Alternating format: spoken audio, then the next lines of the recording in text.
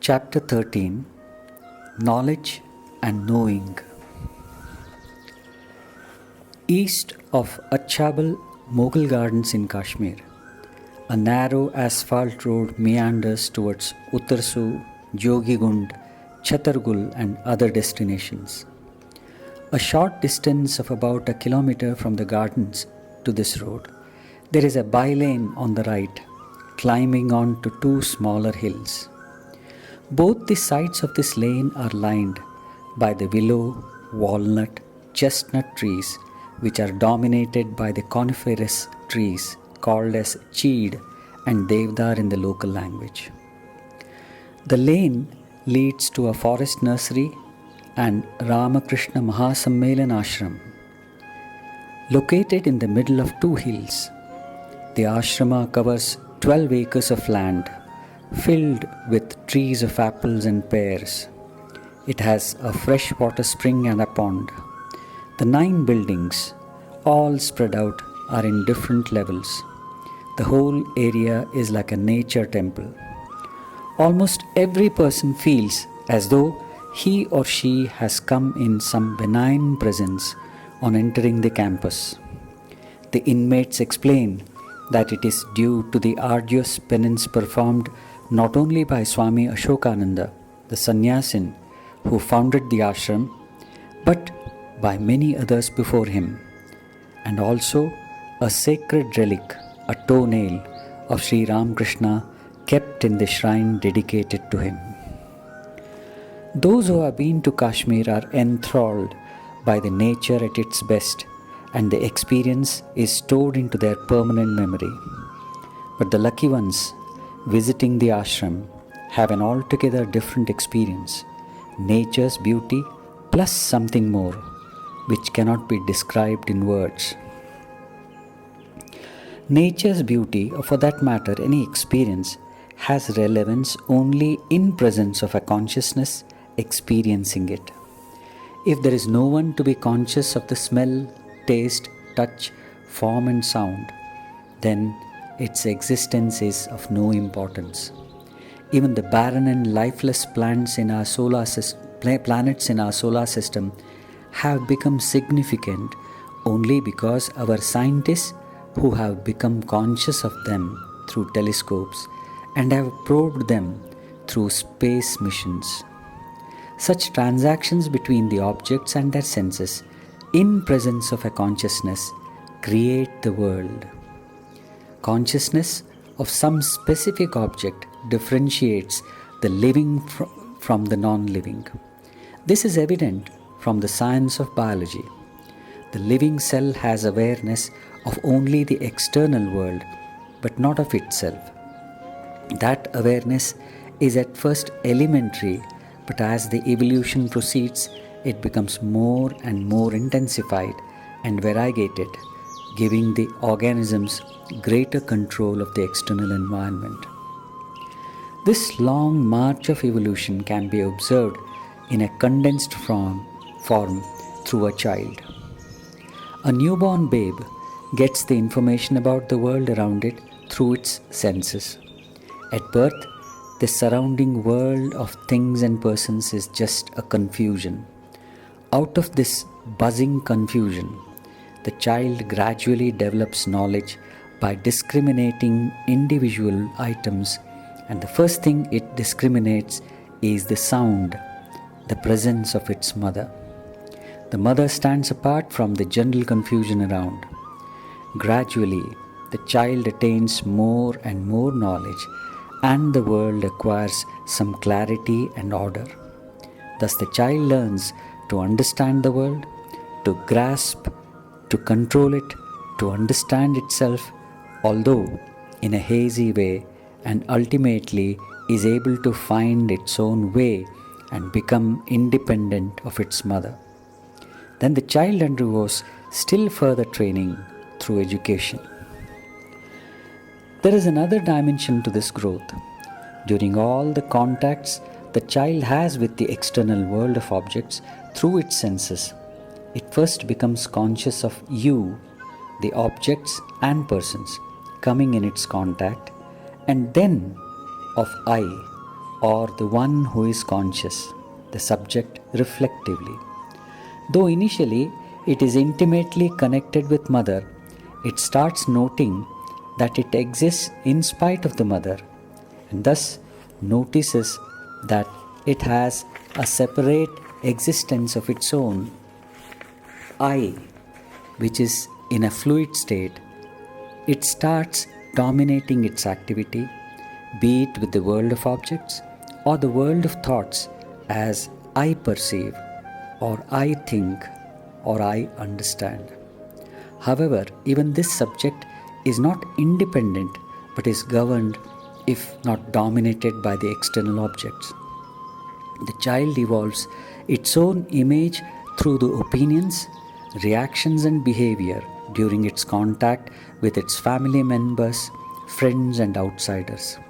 The transactions with others and their reactions create the image one calls one's self. In this sense, even the so-called self is governed by the external circumstances, an image in others' eyes. This image building continues throughout one's life, not only about oneself, but also of the persons and objects around us. To most of us, this is our real self, and we are prepared to go to any extent to maintain and preserve this image. Our consciousness is thus dominated by and has totally merged with the external objects. Devi Mahatmyam, one of the sacred books, makes this statement: Jneyamaste samastaya jantoho vishayagochare. The knowledge of all beings is conditioned by sense molds. All the knowledge acquired so far by humanity is through the agency of the senses. We observe something through sense perception. The observation is then compared with the existent store of knowledge and then stored for further comparison. This knowledge is further screened and colored by the manas, buddhi, chittam, and ahankara, which are governed by the likes and dislikes, attitude, aptitude, and other mental traits. This is the objective knowledge, where whatever is known as an object. If we observe our behavior during the sense-object transactions, we find that even while we are supposed to enjoy the object of sense dear to us, there is so much of comparison, judgment, as good or otherwise, and associated thoughts that the experience itself goes unnoticed. In this sense, no knowledge is direct and as it is. Our learning process is so influenced by the past experiences and impressions that it only adds to the existing burden of the weight of information. All human knowledge is nothing but a conglomeration and a collection of words.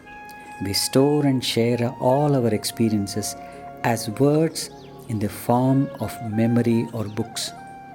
Understanding of the universe around us, as explained by the scientists, is also in the form of words to most of us.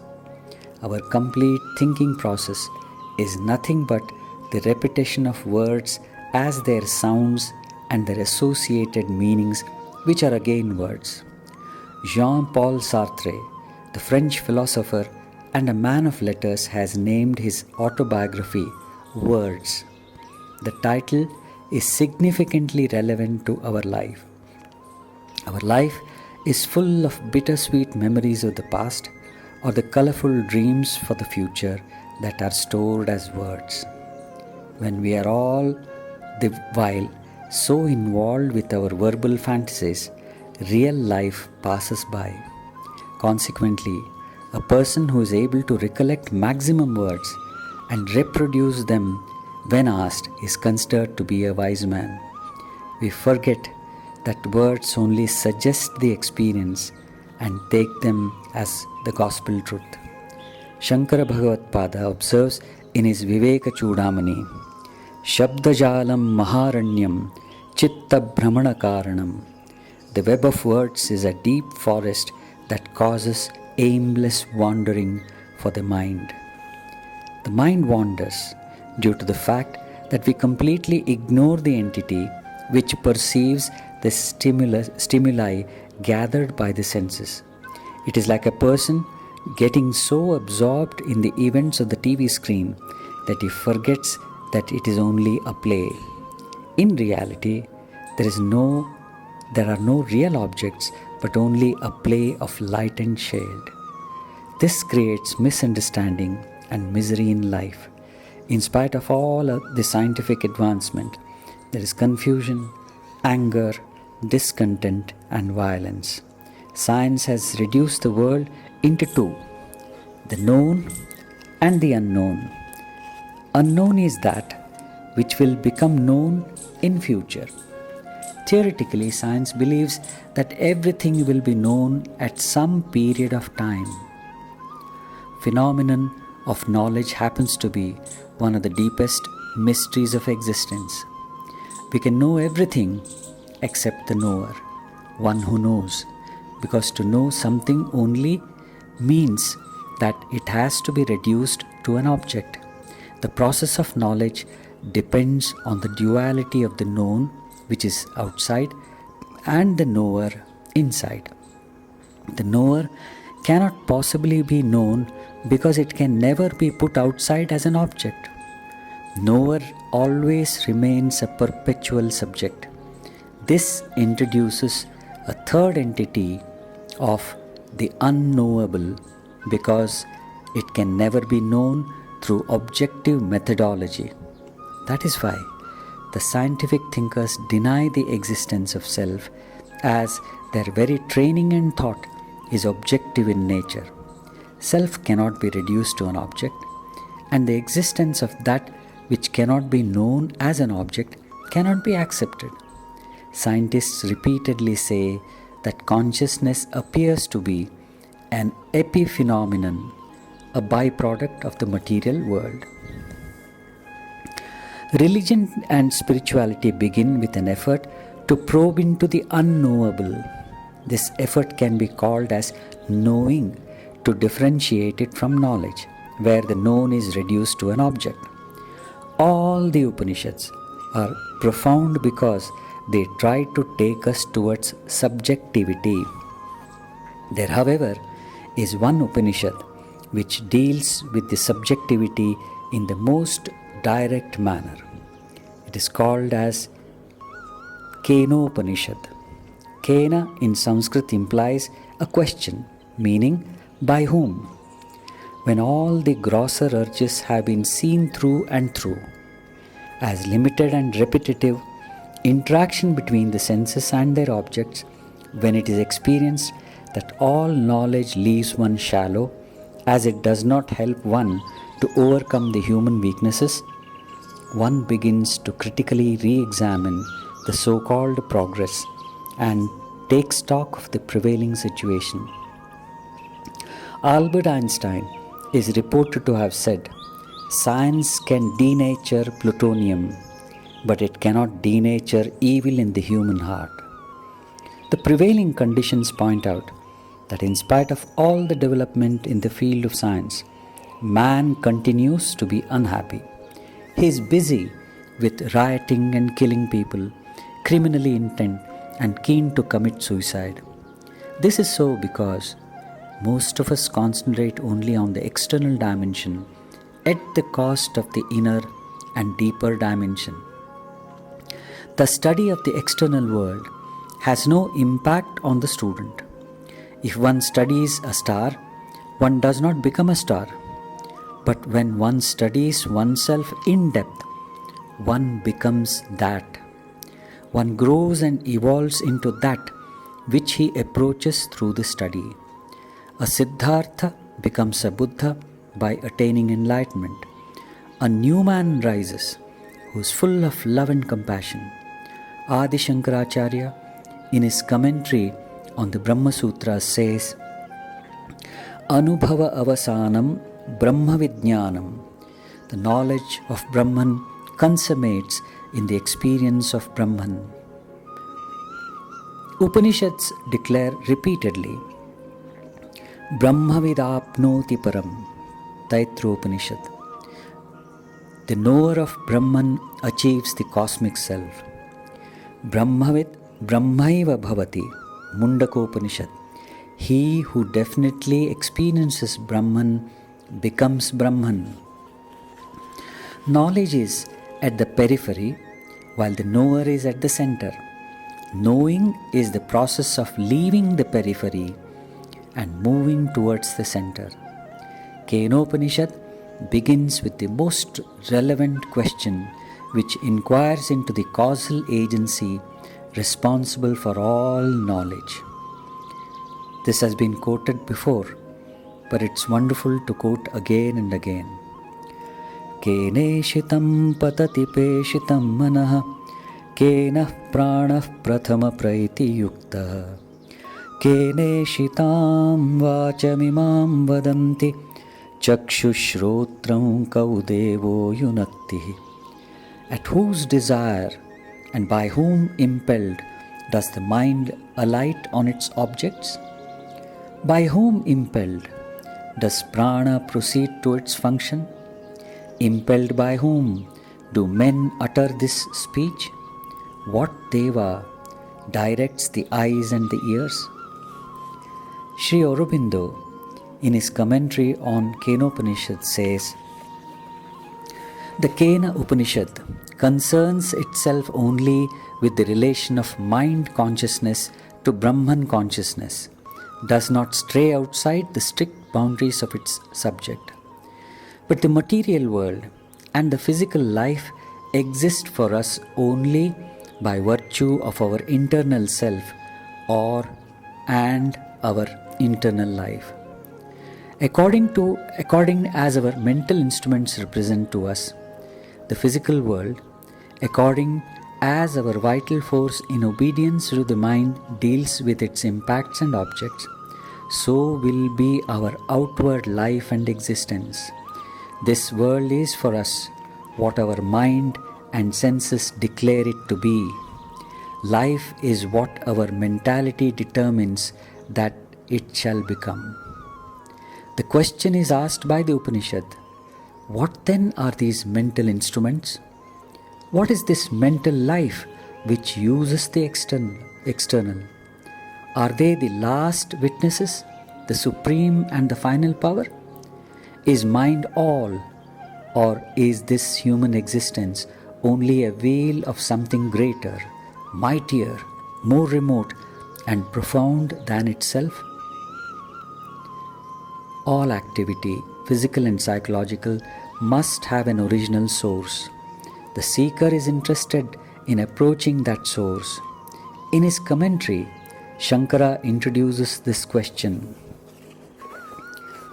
Kaschit gurum brahmanishtam vidhivat upetya pratyagatmana vishayat anyatra sharanam apashyanna bhayam nityam shivam achalam icchan pracheti kalpate.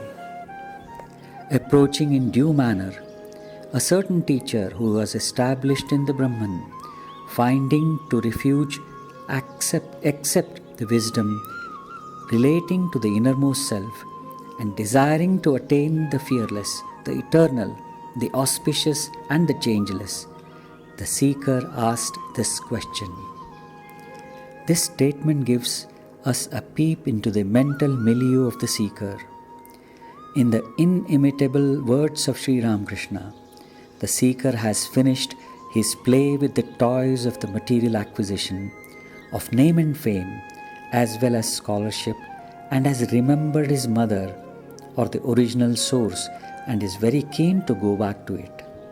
He has started feeling that the burden of knowledge is stopping him from knowing his center. When Swami Vivekananda, then young Narendra, about to take his law examination, experienced this tremendous thirst for spiritual realization, there was an interesting conversation between him and his master, Sriramakrishna. Master, to Narendra smiling, won't you continue your studies? Narendra, looking at the master and I shall feel greatly relieved if I find a medicine that will make me forget all I have studied. Ashtavakra Samhita observes, Achakshva shrunuva tata nana shastranya nekashaha tathapi na tavam swastham sarva vismaranat rite haro yadyupadeshtahe te harihi kamalajopi va tathapi na tavastu swasthyam sarva vismaranat rite. Ashtavakra Samhita. My child, you may often speak of various scriptures or hear them. Even then you cannot be established in the self unless you forget all. Let even Hara, Shiva, Hari, Vishnu, and the lotus-born Brahma be your instructor. Even then you cannot be established in the self unless you forget all. These verses clearly state that all the verbal knowledge is to be transcended before achieving the self. They boldly include even the scriptures under objective knowledge. However, we should never forget that knowledge has utility while transacting in the external world of objects. The deepest mystery, as well as the limitation of human life, is involvement and identification with the external world. And all the Upanishads, or for that matter, all scriptures, try to suggest means and methods of overcoming this limitation. We stand near the window to look outside, but forget that we are separate from the window as well as the object of our curiosity. Instead, we merge with the window as well as the object. We have so exaggerated the importance of objective knowledge or world that we have totally ignored the inner dimension. We tried to seek permanence in the objective world, which by its very nature is impermanent. We are trying to construct our home on sand. We are sowing bitter gourd in hope that it will yield sweet mangoes. Misery is imminent. Paramahamsa Sriramakrishna used to give the simile of milk and water. He said, the world is like water and the mind, milk. If one allowed the mind as it is to mix with water, one could never be able to get back the pure milk. Instead, if one allowed the milk to curdle and then obtained butter from it after churning, one could see that butter floated on water. Acts of allowing milk to curdle and the preparation of butter were the spiritual practices. The Upanishads keep repeating that being established in the self or the realization of the self is the prime purpose of life. Out of many methodologies to be adopted, one is to reach the origin. This is possible only when one transcends the limitations of the objective world. This is evident from the reply given by the enlightened master to the question in Kenopanishad. Shrotrasya shrotram manaso manoyat vachoha vacham sahu pranasya pranaha chakshuscha chakshuhu atimutya dhiraha pretyaha asman lokadamrita bhavanti. It, the Atman, is the ear of the ear, the mind of the mind, the speech of the speech, the prana of the prana, and eye of the eye. When men, separating the Atman from these sense functions, rise above sense life to attain immortality. The master explains the disciple that the power behind the various functions of the body-mind is Atman. It is the changeless subjectivity behind the activities of the changing world, senses, and the ego. It is not just a concept or a philosophical statement, but the very principle of awareness which imparts meaning to all concepts and philosophies. As the self, it can be realized. The methodology is by carefully separating it from the conglomeration of objects, senses, and mind. The senses deal with the perishable things of the objective world, but the Atman is the eternal subject, immortal and changeless. To go beyond the mortal, from the selfless to the self, requires more than just intelligence and courage. While intelligence and courage are enough to achieve a very high degree of success in life, they are inadequate for the realization of the self. Shankaracharya comments, Nahi vishishtadhimatvam antarena shrotradyatmabhavaha shakyah parityaktum. Without uncommon intellect, which is full of discrimination, it is not possible to give up the identification of the self with the organs of hearing and so on. The uncommon intellect is that which has outgrown the objective toys and its total reliance on this objective experience, common among the intellectuals. It was given to Copernicus and Galileo to see through the falsity of Earth being the center of the universe, which was the outcome of common observation of sunrise and sunset. Similarly, a raw individual, as he is, normally wrongly identifies with the Atman, the self, with the body and the senses. The more intelligent may identify the Atman with the mind and ego. The wise one alone knows that all these are not selves, including the ego, which are subject to change and destruction. But his Atman is the immortal and the fearless one. Acharya Shankara observes in Viveka Chudamani, Dehohamityeva jadasya buddhihi, dehe cha jiva vidushastvaham dhihi, viveka vijnanavato mahatmano brahmahamityeva mati sadatmani. The dull-witted man thinks he is only the body. The book-learned man identifies himself with the mixture of body and soul. The sage, possessed of realization through discrimination, looks upon the eternal Atman as a self and thinks, I am Brahman, the self of all. The imminent fate of all objective and verbal knowledge is the spate of all wrong identification, because all knowledge is based on the presumption that the only reality is that which can be perceived by the senses and is under the verbal power. In the process of being too objective or logical and analytic, we miss that very principle which perceives and expresses the analysis.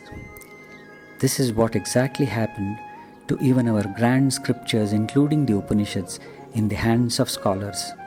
They understood them intellectually, nay, they made hair-splitting arguments on self and its nature, but their thirst to be, which had put them on the intellectual path, remained unquenched.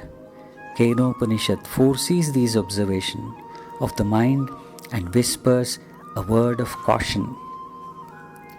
Na tatra chakshur gacchati, na vag gacchati, no mano, na vidmo, na vijanimo, yataita danushishya danya deva, dviditadato aviditatati, iti shushruma purvesham, yenastad vyacha chakshire. The eyes cannot approach it, neither can speech nor mind. We do not therefore know it, nor do we know how to teach it. It is different from what is known, and it is beyond what is unknown. Thus have we heard from our predecessors who instructed us about it. The mantra negates the capacity of the senses, the instruments of the mind, those which are in contact with the external world, like the eyes, as well as those which react upon the objects like speech and the mind, which is an instrument of the lower or phenomenal consciousness to know it. The Rishi uses a very guarded language to declare that it is not known by him as other objective things, and hence it cannot be taught. Because for teaching, we have to make use of the mind and its instruments. The reality is much subtler than the psychophysical framework, and hence it is different from what is known and beyond what is unknown. A doubt arises in the seeker's mind that if it is beyond both known and unknown, then is it impossible to attain to it? To appease this very doubt, the Rishi makes one of the most beautiful statements that is typical characteristic of Indian culture: humility. He says that so had he and his brother disciples heard from their gurus. Our culture has insisted that truth can never change because it is immutable and eternal. It can never be invented. One cannot rediscover it. The truth has been rediscovered again and again by millions of persons. So it is absurd to claim that it has been discovered. The claim, "This is my discovery," belongs to the ego. In the East, if someone is claiming to be saying something original, always they say, "Wait and ponder, do not assert it, because if it is original, then something must be wrong, else someone must have known it before." The beauty is that if one rediscovers the truth, she or he cannot transfer it because it is beyond the senses and mind. It is a loss to others who have to individually rediscover it. However, the human habit of externalizing the consciousness is so stubborn that it refuses to look beyond the senses and mind. Most of the time, we fail to take note of the obvious and direct and prefer the common. Religion, as it is commonly understood and practiced, consists of preference of the good over bad, avoidance of coming in contact with the evil objects or thoughts, and perceiving or thinking the good. Though this helps us lead a healthy social life, it is not at all sufficient to be. This is so because the consciousness remains under the influence of mind and senses. The iron cage is changed to golden cage, but the cage is retained. Aware of this great danger, the Rishi of the Upanishad warns repeatedly in the last 5 verses of this section.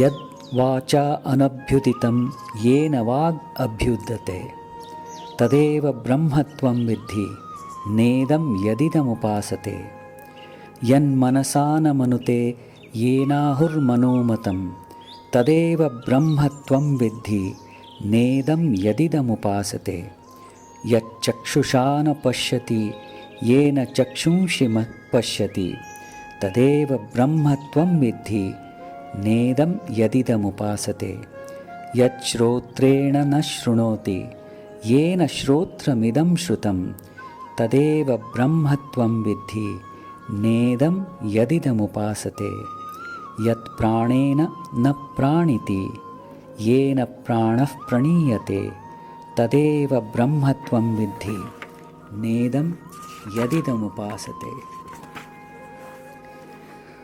What speech cannot reveal, but what reveals the speech, know thou that alone as Brahman, and not this anything objective that people worship here.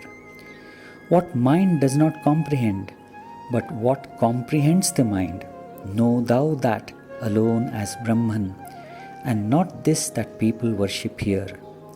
What sight fails to see, but what sees sight, know thou that alone as Brahman, not this that people worship here.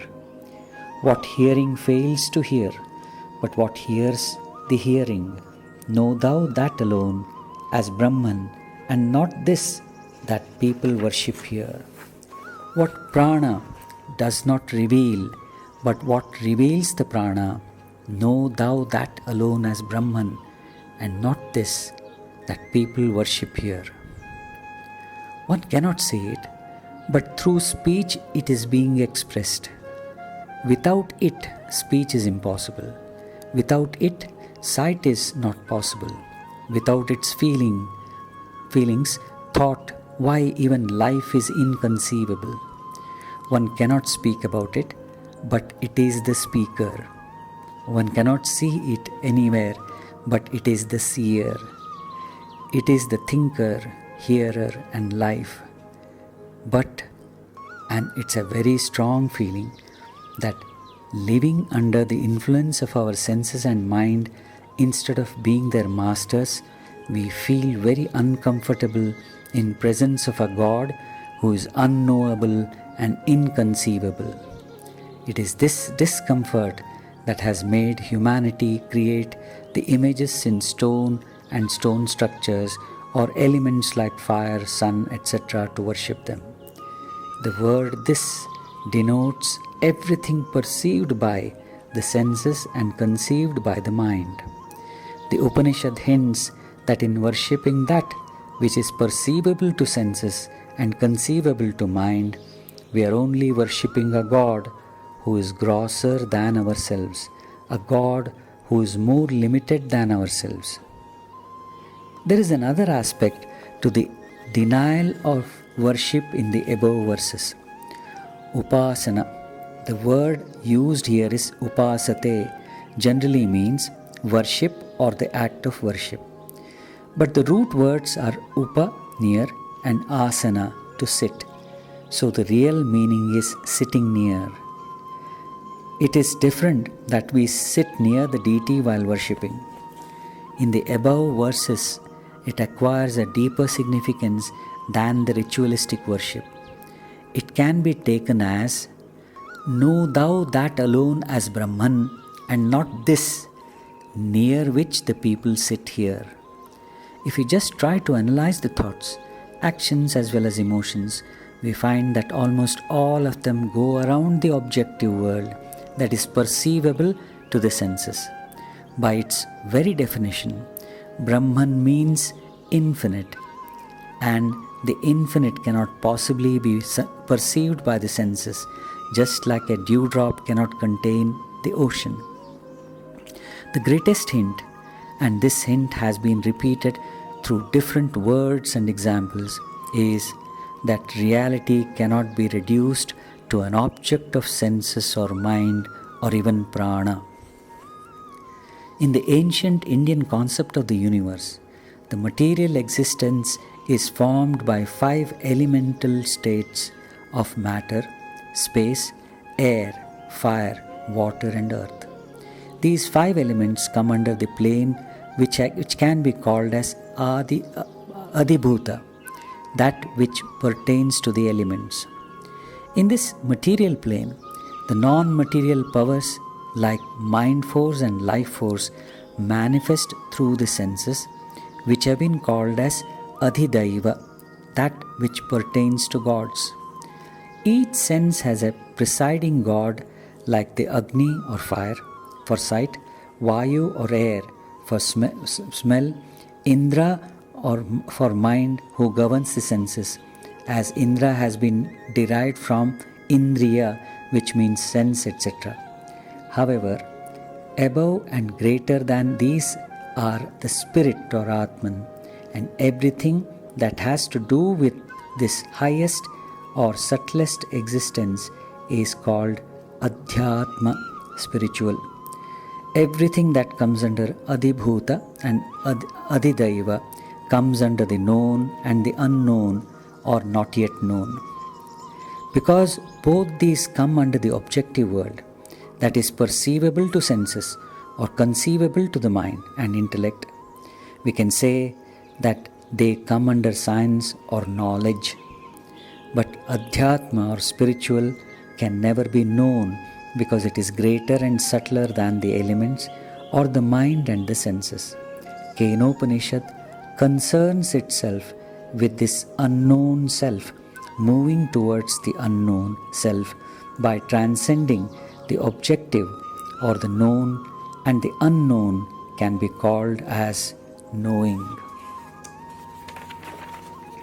The first section of this Upanishad shatters the concept of fatherly God sitting in heaven, generating and directing the creation. 20th century was significant in many ways. Progress and growth on one side, and violence and fall on the other. Many thinkers and scientists made positive as well as negative contributions to make it so. One such strange and revolutionary thinker was Friedrich Nietzsche. He said, God is dead, and hence man is totally free.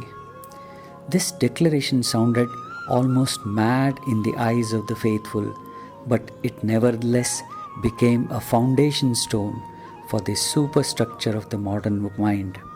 For modern man, God is dead because for him it does not make any difference whether God exists or not.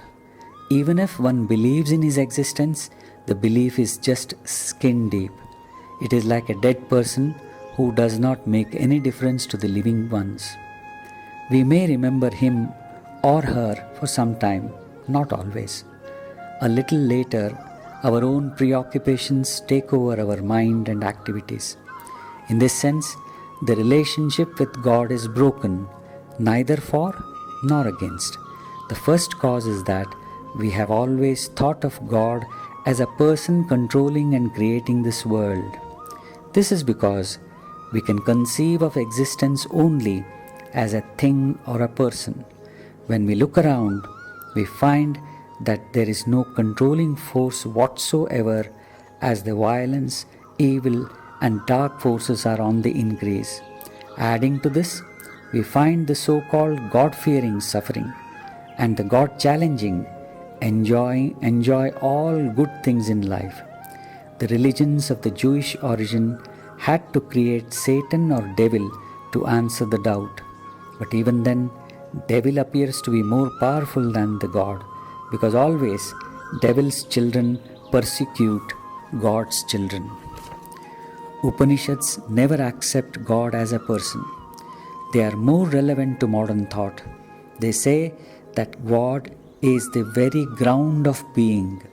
God is existence and not existential. For example, a tree exists, an animal exists, or a man exists, but their existence is temporal.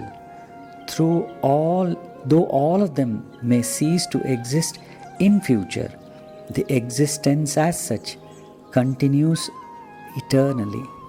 Kenopanishad deals with that aspect of this eternal existence which is conscious, which knows or perceives. Normally we are conscious of something, but not of the consciousness itself. It is like a candle in a room which lights up the room and the things in it, the furniture, wall decorations, etc. If we remove the candle, then we can no longer perceive the objects. However, if we go on removing the things and come to a point where there is nothing in the room, the candle continues to declare its presence. Thus, the candle lights up the objects and is also self-enlightening. We are so addicted to the objects that we are totally unaware of our consciousness. The Upanishad is repeatedly asking the seeker to divert the attention from the object to that which is responsible for perception, without which perception is impossible. The Rishi is suggesting the seeker to move from knowledge to knowing.